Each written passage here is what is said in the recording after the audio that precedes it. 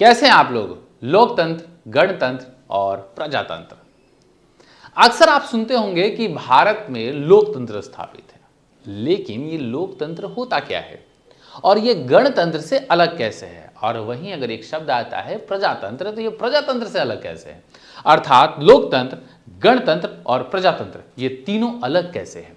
चलिए हम बात करते हैं। सबसे पहले लोकतंत्र। लोकतंत्र ये कहने का मतलब है कि लोक प्लस तंत्र। लोक मतलब जनता और तंत्र मतलब शासन।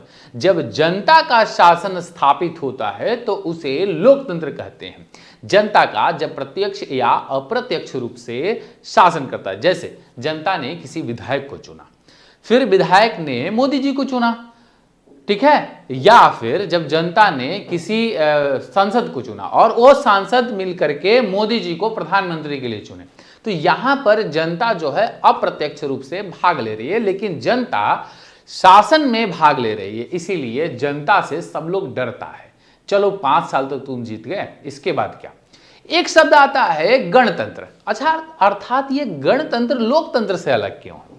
जहां हम लोकतंत्र की बात करते हैं तो हमें लिच्छवी गणराज्य की बात आती है, और जो कि पौराणिक कथाओं में हम देखते हैं और जानते हैं कि सबसे पहले अगर लोकतंत्र की स्थापना होती है तो ये यही जगह था, जो बिहार भी गया। लेकिन ये गणतंत्र का मतलब क्या है?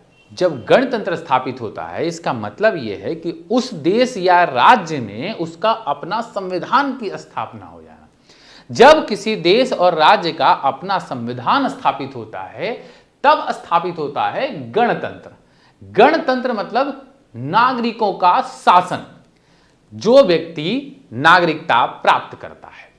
जब भारत का संविधान लागू होता है पूर्णतः, और उसका जो दायित्व जिम्मेदारी दी जाती है वो राष्ट्रपति को दी जाती है, और इसी तहत भारत में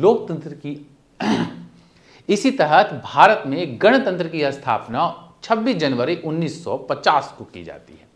तो आप हमें बताइएगा, क्या भारत एक लोकतंत्र है या गणतंत्र है?